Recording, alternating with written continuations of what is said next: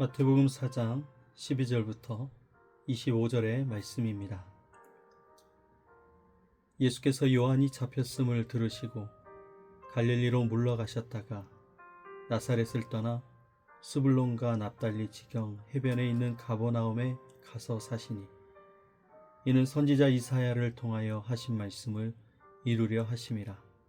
일러스되 스불론 땅과 납달리 땅과 요단강 저편 해변길과 이방의 갈릴리여, 흑암에 앉은 백성이 큰 빛을 보았고 사망의 땅과 그늘에 앉은 자들에게 빛이 빛이었도다 하였느니라.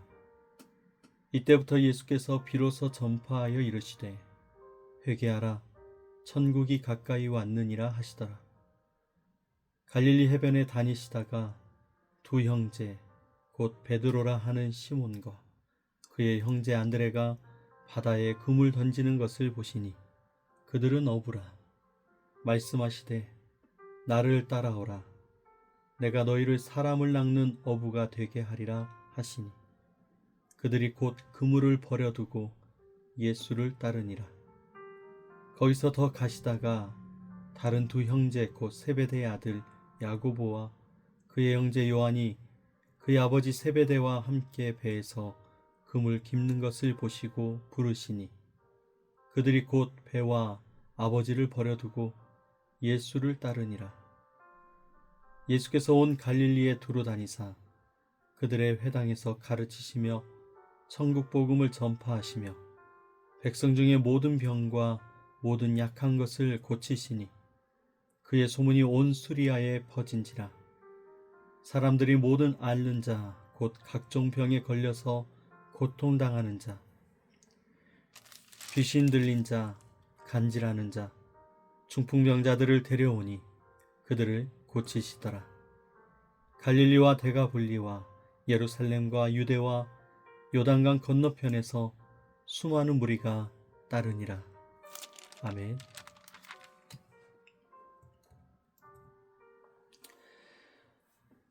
오늘도 함께 우리 5가지 묵상법을 가지고 함께 큐티하면서 은혜를 나누도록 하겠습니다. 많은 분들이 이렇게 이야기를 합니다. 어떤 이야기를 하냐면 조금만 상황이 나아진다면, 지금 내 분주한 마음이 조금 정리가 된다면, 내가 하나님 앞에 조금만 더 준비가 된다면 그때 내가 제대로 하나님께 헌신하고 하나님을 믿고 따르겠다는 말을 많은 분들이 하는 것을 보게 됩니다. 그러나 성경에서는, 특별히 복음서에서는 늘 반대로 시작하는 것을 우리에게 보여줍니다. 하나님은 사람이 준비되기를 기다리시기보다 오히려 사람이 가장 무너져 있는 그때, 외로움에, 그리고 고통에, 두려움에, 그렇게 우리의 절망 가운데로 찾아오실 때가 가장 많은 것을 복음서는 이야기를 하고 있습니다. 그래서 오늘 말씀을 통해서 예수님의 사역은 어디서 시작되었는지를 함께 보고 그 시작이 우리에게 어떤 질문을 하는지를 오늘 말씀을 통해서 깨닫는 시간이 되었으면 좋겠습니다. 먼저 하나님은 어떤 하나님으로 오늘 말씀에 등장하고 계실까요? 마태복음 4장 12절 말씀입니다. 예수께서 요한이 잡혔음을 들으시고 갈릴리로 물러가셨다. 여러분, 갈릴리는 신앙의 중심이 아닙니다. 갈릴리는 굉장히 혼합된 종교와 우상 숭배와 그리고 가난하고 쉽지 않은 삶을 살아가는 사람들이 모여 있는 곳입니다. 그래서 그 땅은 존경이 아니라 멸시가 쌓여 있는 땅이다라고 이야기를 합니다. 왜 예수님은 굳이 예루살렘이 아니고 갈릴리에서 사역을 시작하셨을까요? 마태는 이 선택을, 예수님의 선택을 이렇게 해석하고 있습니다. 4장 16절에 흑암에 앉은 백성이 큰 빛을 보았고 사망의 땅과 그늘에 앉은 자들에게 빛이 빛이었도다.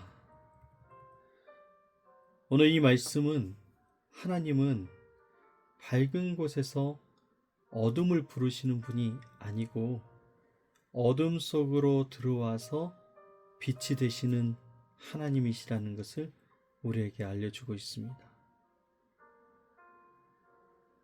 그렇다면 이렇게 어둠 속으로 들어오신 예수님은 그 자리에서 가장 먼저 무엇을 말씀하셨을까요? 오늘 우리에게 지시하시는 말씀입니다.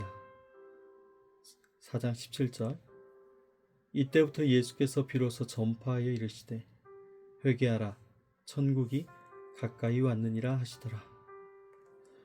예수님의 첫 번째 말씀 또한 우리 세례 요한과 이렇게 연결되는 것을 또 보게 됩니다.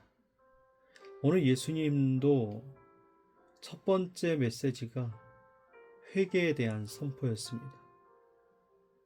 왜 모두가 다 위로보다도 회개를 먼저 선포하고 있을까요?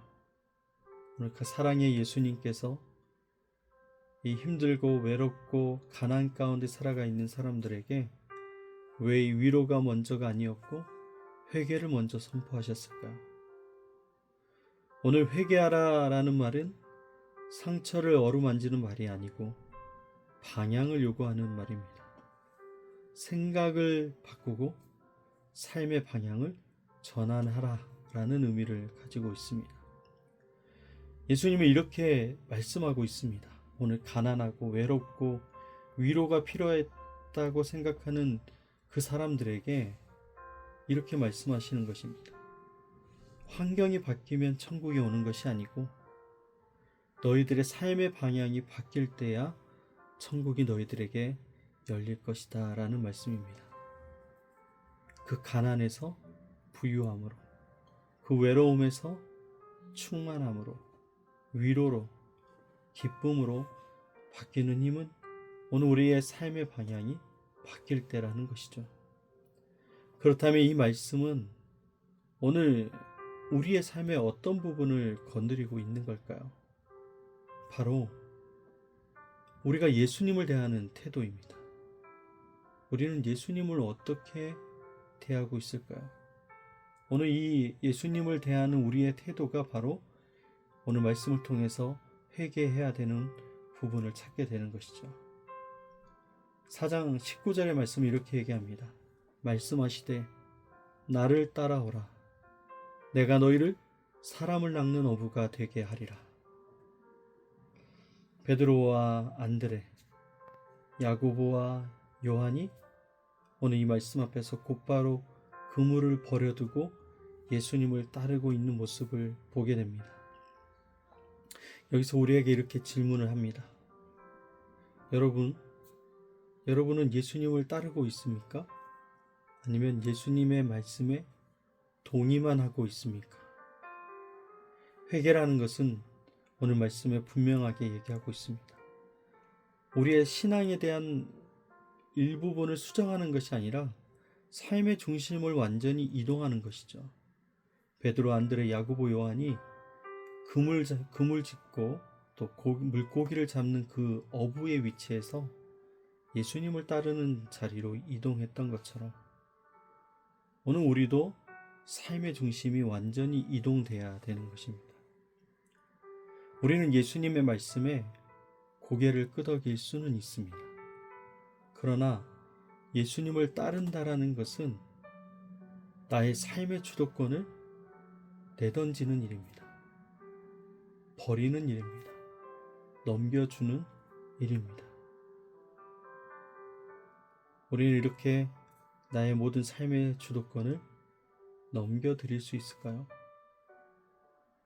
이렇게 따르는 삶은 과연 무엇으로 이어지게 될까요, 여러분? 많은 사람들이 생각합니다. 헌신했더니, 수고했더니 오히려 가난해졌고 더 힘들어졌고 여전히 삶이 바뀌지 않더라. 그래서 오히려 헌신과 수고가 손해로 끝나는 것처럼 느끼는 분들도 참 많이 있는 것 같습니다. 사랑하는 여러분, 예수님을 따르는 삶이 어떤 하나님의 약속으로 연결이 될까요? 4장 23절입니다. 예수께서 온 갈릴리에 두루 다니사 그들의 회당에서 가르치시며 천국 복음을 전파하시며 백성 중에 모든 병과 모든 약한 것을 고치시니. 여러분, 여기에서 예수님 사역의 가장 중요한 세 동사가 나옵니다. 가르치심과 전파하심, 그리고 고치심. 오늘 이 예수님의 사역의 가장 중요한 세 동사라고 이야기를 합니다. 여러분, 예수님을 따르는 삶은 개인의 헌신에서 멈추지 않고 세상으로 확장되고 확장되어 나갑니다. 예수님의 가르치심이 수많은 곳으로 전파되어지고 그 가르치심의 은혜가 수많은 연약한 자를 고치시는 역사로 확장이 되어져 갑니다. 여러분, 디트리 보네포 목사님을 잘 아시죠? 나를 따르라라는 그 자리에서 책에서 이렇게 이야기하십니다. 예수님이 우리를 부르실 때 그분은 우리에게 와서 죽으라고 부르시는 것입니다. 그러나 그는 동시에 말합니다. 그 죽음은 소멸하는 것이 아니고 참된 생명으로 들어가는 문이라고 덧붙여서 설명을 하고 있습니다. 예수님을 따르는 삶은 우리의 삶의 영역이 점점 작아지고 좁아지고 이 세상에서 존재하지 못할 것처럼 연약해지는 것이 아닙니다. 하나님 나라에 참여하는 삶입니다. 그렇다면 오늘 이 말씀은 오늘 우리에게 어떤 결단을 요청하고 있을까요? 우리 오늘 삶을 또 잘 적용해서 살아갔으면 좋겠습니다. 4장 25절의 말씀입니다. 갈릴리와 데가볼리와 예루살렘과 유대와 요단강 건너편에서 수많은 무리가 따르니라. 사랑하는 여러분, 오늘 우리는 무엇을 내려놔야 될까요? 그리고 우리의 발을 어디로 옮겨야만 할까요? 오늘 25절에 나오는 이 무리들은 모든 것을 다 이해해서 예수님을 따르고 있던 것이 아니었습니다. 다만 예수님의 방향에 자신의 발을 맞추기 시작했다라는 것이죠. 믿음은 다 이해할 때 시작되는 것이 아닙니다. 믿음은 응답에서 시작됩니다. 그래서 믿고 행해야만 응답이 있잖아요. 믿고 기다려야만 응답이 있습니다.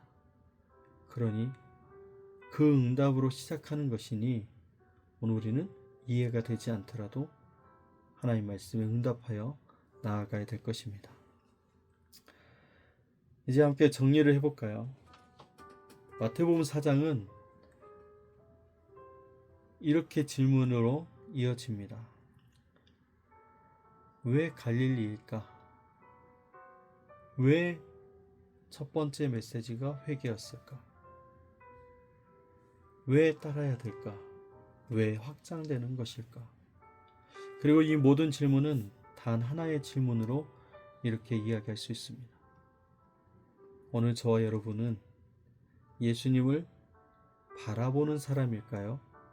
아니면 예수님을 따르기 시작한 사람일까요?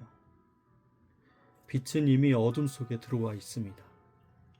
천국이 이미 가까이 와 있습니다. 이제 남은 것은 오늘 우리의 한 걸음이다라는 것입니다.